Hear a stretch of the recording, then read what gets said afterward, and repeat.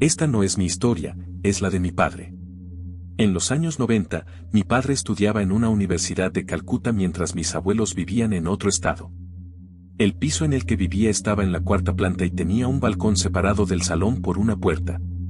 El balcón proporcionaba luz y una brisa fresca, por lo que mi padre solía dejar la puerta del balcón abierta y sentarse en el sofá mientras hacía su trabajo. El día que ocurrió el incidente, se produjo un apagón en la zona a causa de una tormenta. Era tarde cuando ocurrió, así que el apartamento quedó a oscuras. Aunque en aquella época los veranos eran más frescos, seguía haciendo bastante calor. Así que papá decidió dejar abiertas la puerta del balcón y las ventanas de su dormitorio para que circulara aire fresco. Normalmente cerraba la puerta y cerraba las ventanas todas las noches antes de acostarse, pero decidió hacer una excepción esa noche. Se despertó sudando en mitad de la noche. Su instinto le decía que algo no iba bien, así que intentó averiguar qué le había despertado. De repente, sintió el impulso de responder a la llamada de la naturaleza y, con un nudo en el estómago, salió de la habitación. El lavabo estaba un poco lejos de su habitación. Estaba en el otro extremo del apartamento y tenía que pasar por el salón para llegar allí. Al pasar junto al sofá, miró y se quedó helado. La puerta del balcón estaba abierta y una brisa fresca le golpeaba como había esperado. Lo que no había esperado era ver gente sentada en su sofá. Bueno, quizá no personas, sino cosas. Había unas 3 o 4 figuras sentadas en su sofá. No podía distinguir su aspecto. Parecían mezclarse entre las sombras y cambiar de forma. Lo que más le asustaba era que se daba cuenta de que todos le estaban mirando. No tenían ojos visibles, pero podía sentir su mirada fija en él. Pensó en volver corriendo a su habitación, pero su vejiga se opuso rotundamente a esa idea.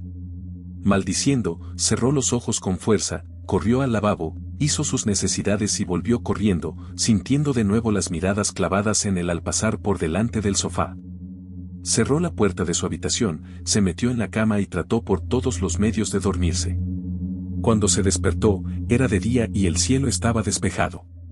Se dirigió tembloroso al salón, pero no vio nada fuera de lugar. La puerta del balcón seguía abierta, dejando entrar una luz brillante en la habitación. Nunca contó sus experiencias a mis abuelos, pues no quería preocuparlos. Las únicas personas cercanas a él que lo saben somos mi madre y yo. Podría pensarse que abandonó el apartamento poco después de que esto ocurriera, pero se quedó allí hasta que terminó su licenciatura y nunca volvió a repetir esa experiencia. Sin embargo, a partir de entonces siempre cerró la puerta del balcón por la noche, sin excepciones. Durante su estancia en el apartamento después del suceso, investigó un poco la historia del edificio, pero no sacó nada en claro. El edificio no se había construido sobre un cementerio. No había registros de asesinatos, suicidios o accidentes mortales. Esto hizo que finalmente atribuyera el incidente a un mal sueño o a algún tipo de alucinación, pero a veces me pregunto si las cosas que vio no eran solo producto de la imaginación. ¿Y si fueran reales? Hola, Juan C., me llamo Kai y actualmente vivo en Filipinas. El incidente que voy a relatar ocurrió hace 5 años, pero sigue persiguiéndome hasta el día de hoy. Todo empezó cuando partí en un viaje de 5 días a Baikal con mi novio y 5 amigos. Los 3 primeros días fueron fantásticos, ya que exploramos varias islas, visitamos lugares turísticos, saboreamos helados de Chile e incluso montamos en quad para ver el monte Mayen. La 4ª noche visitamos al valle y nos alojamos en la casa abandonada de uno de nuestros amigos. El lugar no parecía amenazador, salvo por las cucarachas que correteaban cuando nuestro amigo encendía las luces. La casa estaba cubierta de polvo por estar abandonada. Para dormir, mis amigos y yo decidimos montar las camas en el salón. Una vez dispuestas las camas, mi novio, los otros 3 chicos y yo optamos por tomar una copa mientras las 2 amigas ya se habían dormido en el salón. Estábamos pasando un buen rato, absortos en la conversación, cuando de repente me llamó la atención una sombra en la pared. Las sombras no suelen llamar la atención, pero esta tenía algo peculiar. Parecía más oscura que las demás. Intrigado, di un codazo a mis amigos, pero la sombra permanecía inmóvil. Uno de ellos sintió curiosidad y preguntó, ¿qué pasa? Señalé la sombra y dije, ¿de quién es esa sombra? Todos nos dimos cuenta de que la sombra no pertenecía a ninguno de nosotros y nos quedamos atónitos. Incluso cuando nos levantamos, la sombra permaneció inmóvil y, al cabo de 30 segundos, simplemente desapareció. Mis amigos y yo no estábamos seguros de lo que había ocurrido exactamente. ¿Estábamos todos intoxicados y teniendo algún tipo de alucinación compartida? Sin embargo, eso no podía ser cierto, ya que uno de nosotros ni siquiera había bebido y, sin embargo, presenció lo mismo que nosotros. Decidimos olvidarlo e intentar dormir. Me tumbé al lado de mi novio, que ya estaba profundamente dormido, pero esa noche no podía dormir por lo que había ocurrido. A pesar de saber que teníamos que levantarnos temprano al día siguiente, me obligué a dormir. Cuando me giré para mirar a mi novio, de repente sentí un golpe en la espalda. Me di la vuelta y vi a un hombre, posiblemente de unos 30 años, que me sonreía. El miedo me paralizó. Quería gritar, pero no podía. Él también estaba tumbado, mirándome. El terror me sobrecogió y perdí el conocimiento. Al día siguiente me desperté con mi novio sacudiéndome suavemente. Me instó a que me preparara o perderíamos el autobús.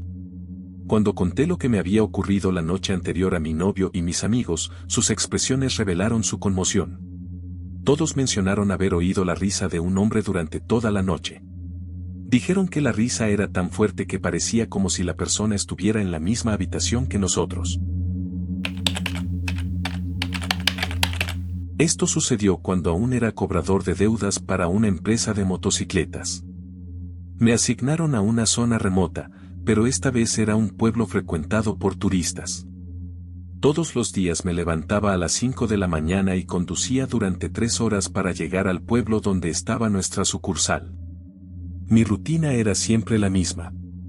Visitaba a los clientes, cobraba, les recordaba las fechas de vencimiento y entregaba el dinero recaudado en la oficina. Odiaba estar en esa sucursal, sobre todo porque el cajero siempre se tomaba su tiempo con el papeleo, lo que me obligaba a conducir hasta casa a altas horas de la noche. Conducir una moto a altas horas de la noche no es algo que guste a nadie. Además de los bichos que te vuelan a la cara, a menudo te ciegan los motoristas con faros innecesariamente brillantes. Un día tuve que volver tarde a casa porque el cajero había salido con un amigo, dejando su trabajo desatendido. Estaba sin terminar, como siempre. Le odiaba cada vez que hacía eso. Cuando por fin volvió y terminó su trabajo, me dio el dinero que tenía que llevar a la oficina principal. Ya eran las 9 de la noche. Maldije en voz baja mientras emprendía el largo camino de vuelta a casa. Mientras conducía por la oscura y sinuosa carretera, mis faros parpadearon de repente. «Ah, mierda, ahora no», murmuré.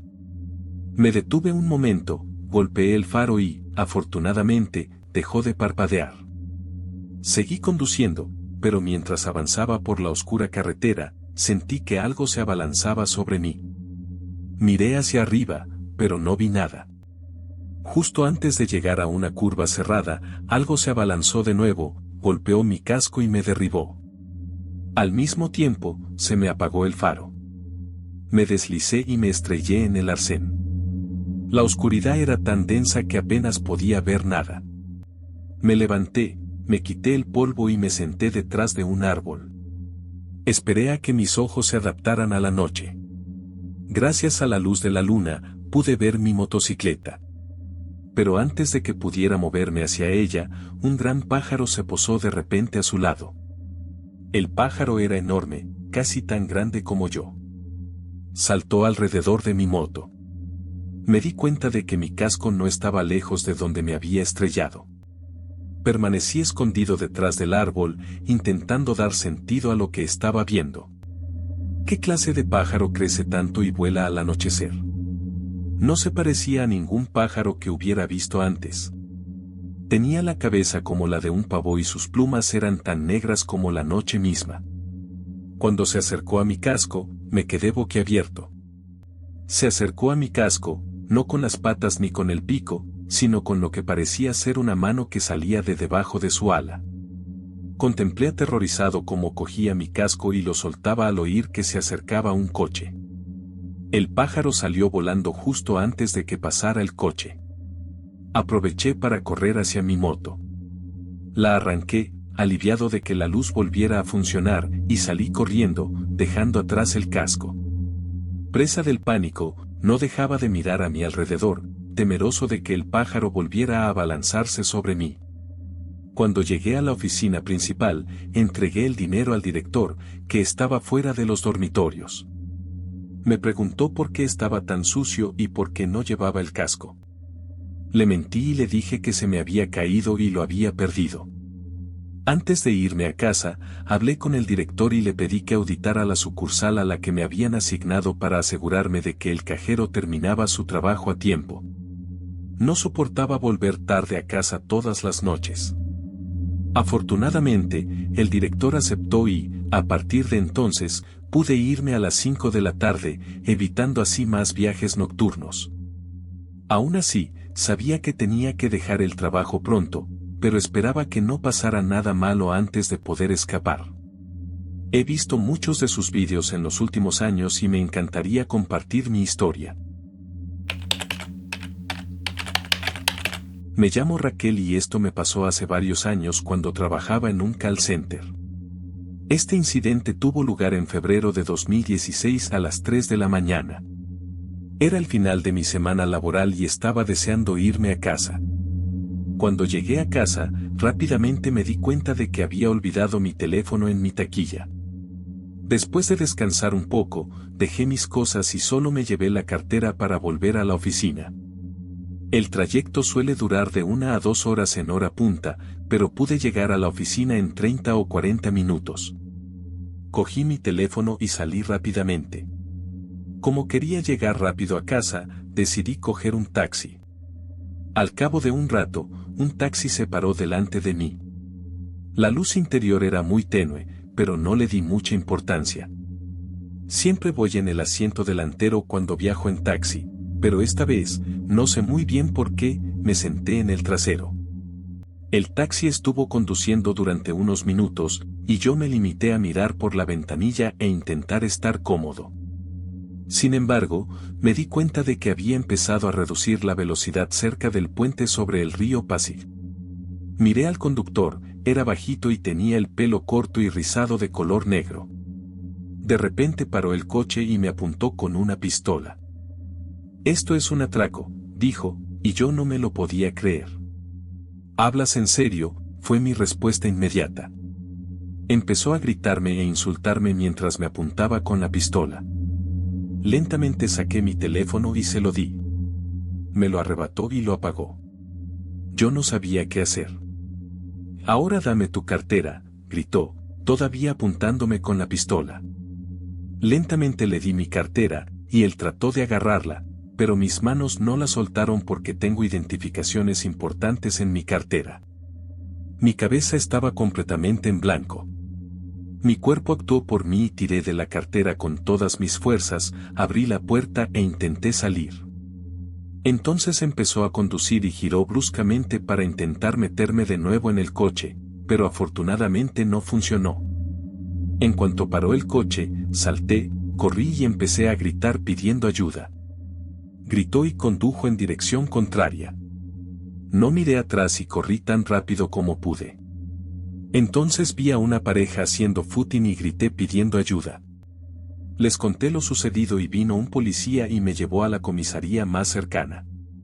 Le conté lo sucedido y me dijo que el taxi en el que viajaba había sido robado ese mismo día y que el verdadero conductor había denunciado el robo. La estrategia del sospechoso consistía en llamar a un taxi para luego robarlo y hacerse pasar por taxista. Tras presentar una denuncia policial, dejé de ir a trabajar ese día y presenté la dimisión inmediatamente. También dejé de viajar en taxi durante un par de meses y empecé a buscar un trabajo más cerca de mi casa. En abril de 2016, un amigo de mi anterior lugar de trabajo, cuyo novio es policía, se puso en contacto conmigo y me dijo que habían capturado al atracador y me pidió que consultara las noticias. Me quedé de piedra cuando vi la noticia. Mi amiga me pidió que fuera a la comisaría a declarar. Le dije que no, pero me aconsejó encarecidamente que lo hiciera. Me dijo que si declaraba, se sumaría a la condena de ese hombre, pero yo le dije que no sería capaz porque aún sufría el trauma del incidente y no podía salir a la calle. Ella respetó mis deseos y nos despedimos. No pude decirle entonces que el hombre al que habían cogido no era el que me había robado. Toda aquella situación me hizo darme cuenta de que hay más gente que utiliza la misma estrategia, fijándose en víctimas que trabajan hasta tarde y vuelven tarde a casa. Aunque ahora trabajo desde casa, espero que los que siguen trabajando fuera tomen más precauciones al coger un taxi. Todo ocurrió un verano en lo que podría haber sido una noche normal. Los dos amigos de mi hermano se quedaban a dormir, así que mi madre y yo decidimos comprar una pizza para que fuera más fácil dar de comer a todos. Mi madre y yo decidimos comprar la pizza en una popular cadena de pizzerías de Arizona llamada Fire Pie. Todos decidimos que nos llevaríamos la pizza para llevar y nos la comeríamos en casa, y nos trajimos a los amigos de mi hermano y a nuestro perro, un husky llamado Frosty, con nosotros para recoger la pizza. La razón por la que no dejamos a Frosty en casa era que aún era joven y muy destructivo cuando se quedaba solo. Pero resultó que traer a Frosty con nosotros significaba algo más que no tener que comprar persianas o zapatos nuevos. Cuando llegamos a Fire Pie, yo no quería bajarme del coche porque me daba mucha pereza, pero mi madre y mi hermano no querían dejarme sola en el coche. Pero como Frosty no podía entrar en el restaurante de todas formas, se quedó en el coche conmigo y les convencí de que estaría bien. El lugar donde aparcamos estaba muy oscuro, y yo estaba en el asiento trasero con Frosty, parcialmente casi tumbado y desplazándome en mi teléfono. De repente, Frosty empezó a quejarse y luego ladró varias veces. Al principio, pensé que estaba paranoico porque era pequeño y se había quedado atrapado en el coche. Le di unas palmaditas en la espalda y eso le calmó un poco, pero entonces empezó a ladrarme agresivamente y me quedé desconcertada. Me desplacé para acariciar de nuevo a Frosty cuando el reflejo de mi teléfono en el espejo retrovisor me llamó la atención. Cuando miré hacia el espejo, vi algo aterrador. En el reflejo, pude ver a un hombre con capucha negra y pasamontañas mirándome fijamente. Grité, me di la vuelta y vi que aquel hombre intentaba abrir la puerta. Afortunadamente, estaba cerrada. Entonces gritó, «Abre la puerta». Me asusté mucho. Entonces solo tenía 14 años y no sabía cómo reaccionar ni qué hacer. Frosty me pisó mientras ladraba al hombre y volví a la realidad. Me di cuenta de que si no hacía algo rápidamente, algo malo ocurriría. Me armé de valor y le dije al hombre que se fuera y que llamaría a la policía si no lo hacía. De repente, todo se quedó muy tranquilo. Parecía que se había ido y miré a mi alrededor y no vi a nadie. Así que salí del coche con mi perro y empecé a correr hacia el restaurante. Pero mientras corría, alguien me agarró e intenté gritar, pero me taparon la boca con un trapo. Lo último que vi fue a mi perro corriendo hacia el restaurante y luego me desmayé. Me desperté en un hospital con el cuerpo dolorido y como si me hubieran tirado de un lado a otro. Miré a mi alrededor y vi a mi madre y a mi hermano, que parecían muy preocupados por mí. Entonces les pregunté qué había pasado. Me contaron que Frosty llegó corriendo al restaurante y que los camareros se fijaron en él en la puerta. Cuando mi madre y mi hermano vieron a Frosty, se asustaron mucho porque sabían que algo había pasado. Corrieron al aparcamiento y vieron que yo no estaba en el coche. Mi madre llamó a la policía y, de repente, Frosty empezó a ladrar a una furgoneta de aspecto sospechoso que había cerca. Mi hermano y sus amigos rodearon la furgoneta para mirar dentro y vieron sangre en la puerta trasera de la furgoneta. Llegaron a la parte trasera de la furgoneta y me encontraron a mí, fuertemente atado con cuerdas. De repente, el agresor rodeó la furgoneta con un cuchillo y solo puedo suponer que buscaba más víctimas. Cuando mi hermano vio al hombre con el cuchillo en la mano, le atacó inmediatamente por la rabia mientras sus amigos venían por detrás y le sujetaban los brazos y le quitaban el cuchillo. Mientras tanto, mi madre intentaba quitarme las cuerdas de encima. Más tarde llegó la policía, detuvo la pelea y arrestó al agresor mientras me trasladaban al hospital. La investigación reveló más tarde que el hombre era un delincuente sexual, traficante de drogas y tratante de personas. Lo más probable es que estuviera planeando secuestrarme y venderme. Estoy muy agradecida a Frasty y, a día de hoy, todavía me pregunto qué habría pasado si hubiéramos decidido dejarlo en casa. Lo más probable es que yo no estaría aquí para contarte esta historia. De 1990 a 1991 trabajé como camarera a tiempo parcial mientras terminaba mi diplomatura en empresariales. Aunque hice amigos en mi trabajo, en realidad no me gustaba porque solo me pagaban $7,25 la hora. Todos los días transcurrían exactamente igual, excepto uno que se me quedaría grabado hasta el día en que desapareciera de esta tierra. Una noche estaba trabajando y vi entrar en el restaurante a una pareja polvorienta con una adolescente. Lo senté a la mesa. Cuando todos se sentaron, la chica empujó accidentalmente su tenedor fuera de la mesa. Yo se lo recogí y, al cogérmelo, me agarró la mano con fuerza mientras me quitaba el tenedor. Al principio no le di demasiada importancia. Simplemente continuó mi turno.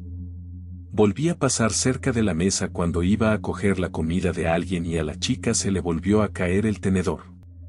Pensé que debía de ser una coincidencia y se lo devolví y ella volvió a cogerme el tenedor y también volvió a apretarme la mano.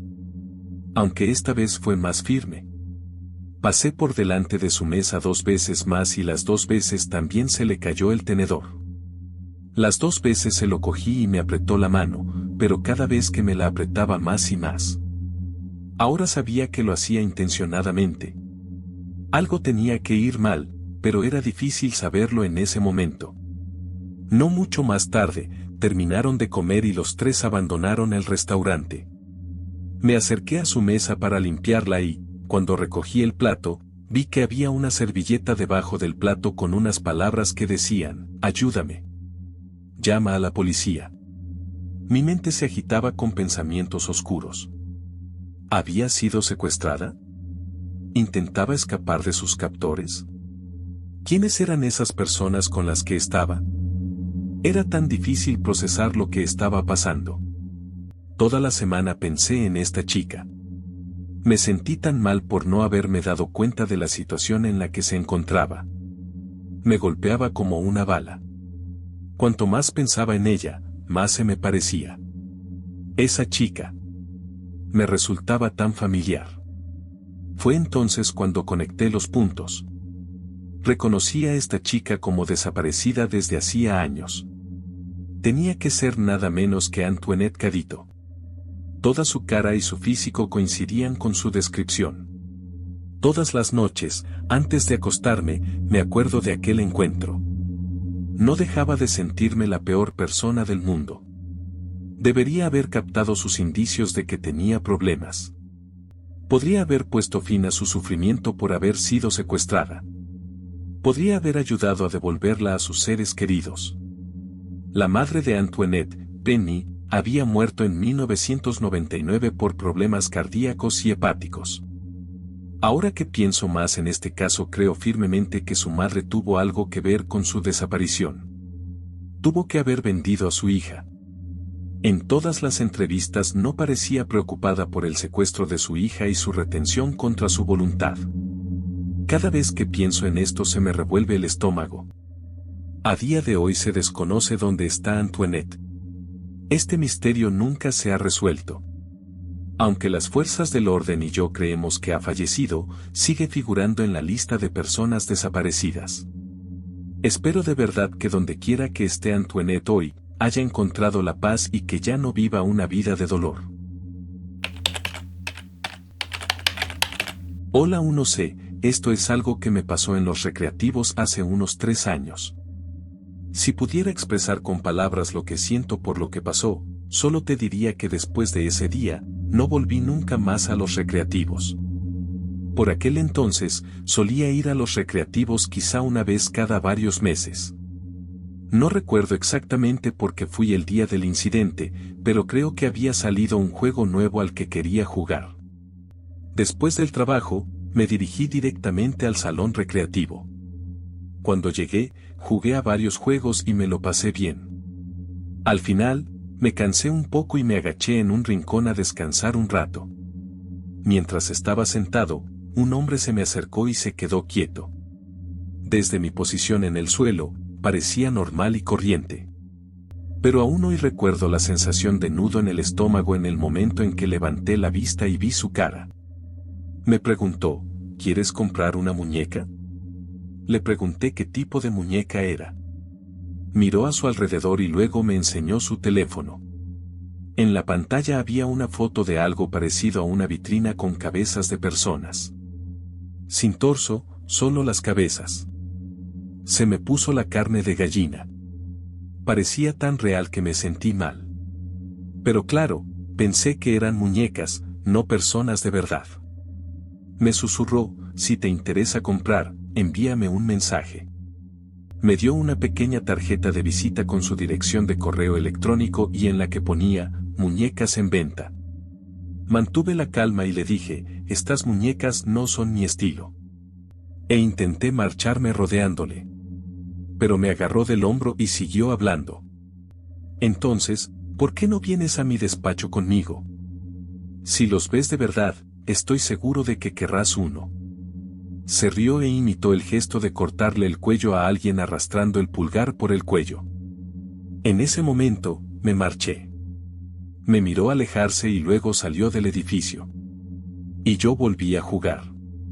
Creo que después de eso estuve jugando un buen rato. Al final, era más de medianoche y apenas quedaba gente en la sala. Estaba cansado, así que decidí marcharme y empecé a caminar hacia casa. Al salir, vi a un grupo de tipos de aspecto sospechoso en el aparcamiento. Al principio, estaban hablando y pensé que no se habían fijado en mí. Pero 1 o 2 segundos después, vi entre ellos al tipo de antes. Me señaló y dijo unas palabras que no pude oír. Y de repente, se volvieron hacia mí. Sus sonrisas asesinas me atravesaron. Y la sensación de retorcimiento en el estómago volvió con toda su fuerza. Fingí no verlos y me metí rápidamente en el coche. Pero entonces oí al hombre gritar, «Oye, yo también quiero exponer tu cabeza en mi despacho. ¿Qué os parece?» Los chicos empezaron a reírse como locos. Cuando me di la vuelta sorprendida, me estaba mirando fijamente, haciéndome señas para que me acercara a donde estaban ellos. Seguí avanzando hacia mi coche, pero los tipos que le rodeaban caminaban lentamente hacia mí. Me giré y les vi sacando jeringuillas de los bolsillos de sus chaquetas. Se me encogió el corazón, pero fingí que no me importaba y empecé a caminar rápido hacia mi coche. Entonces empezaron a correr hacia mí, claramente intentando adelantarme. Entonces arrancó una furgoneta y empezó a venir hacia mí. Los hombres de la furgoneta llevaban delantales, como los que llevan los carniceros. En ese momento corrí como un loco para subir al coche. Entré e inmediatamente lo encendí y pisé el acelerador. Al salir del aparcamiento, dejaron de perseguirme. Los observé por el retrovisor. Algunos de los hombres fueron a la furgoneta y sacaron una nevera del maletero. Yo seguía asustado, pero tenía curiosidad por saber qué hacían. Así que aparqué el coche a una manzana de distancia y los observé con unos prismáticos que guardaba en el coche de cuando voy de excursión. Al cabo de un rato, se encontraron con otro hombre y le dieron la nevera, y el hombre les dio una bolsa negra.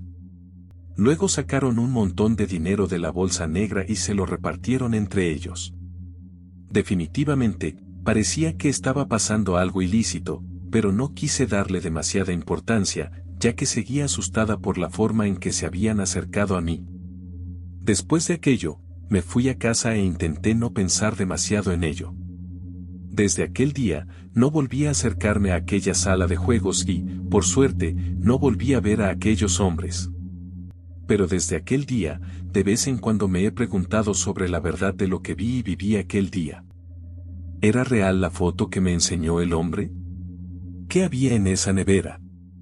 Y lo que más me he preguntado es qué me habrían hecho si no me hubiera escapado. Hola, me llamo Angie. Soy de Albania, y esta es una historia de cuando tenía 11 o 12 años. Era verano y mi familia y yo pasábamos el fin de semana en casa de mis abuelos. Además, mi tía y sus hijos también pasaban allí el fin de semana. Una noche, sobre las 10, mis primos y yo decidimos jugar al escondite. No tardamos mucho en encontrar a todo el mundo, excepto a mi prima Edith. Para contextualizar, detrás de la casa de mis abuelos, a ambos lados, hay un muro alto. Se supone que nadie puede entrar en el patio desde ahí detrás. Solo se puede entrar por la parte delantera de la casa. Mis abuelos viven en una zona rural y a menudo se informa de que allí tienen lugar actividades delictivas. Y aunque los muros estaban allí, de niños seguíamos teniendo miedo de adentrarnos demasiado. Todos trabajábamos juntos para encontrar a Edith. Cuando vi una mano en los arbustos de detrás de la casa y pensé que era Edith, me pareció un poco raro, porque la mano parecía bastante grande y todos mis primos tenían más o menos mi edad. Pero la verdad es que no me lo cuestioné. Cuando vi la mano, grité, ya sé dónde está Edith.